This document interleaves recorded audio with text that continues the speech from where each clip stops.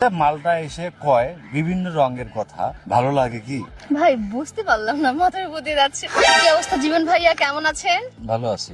তো আজকে আপনাকে একটা কোশ্চেন জিজ্ঞাসা করি আমি, দেখি আপনি কেমন টেকনিক খুব সুন্দর করে এবং উপস্থিত মাথা কিভাবে দিতে পারেন। আচ্ছা বলেন দেখো, বলেন। মালয়েশিয়ার রাজধানী এবং মুদ্রার নাম কি? আপনি এটা সুন্দর করে বলেন দেখি উপস্থিতে, দেখি আপনার কি বুদ্ধি আছে। মালয়েশিয়া।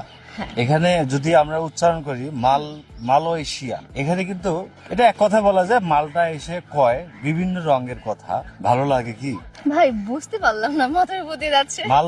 মালটা এসে কয় মানে হলো কুয়ালালামপুর রাজধানী। কয় কোয়ালা। মালটা এসে কয় বিভিন্ন রঙের কথা। হুম। রঙের মানে হচ্ছে রিঙ্গিট, ও আচ্ছা আচ্ছা, হ্যাঁ। মুদ্রা। আর মালটা এসে যখন আমাকে কইলো, তখন তো আমার সাথে যুক্তই হলো।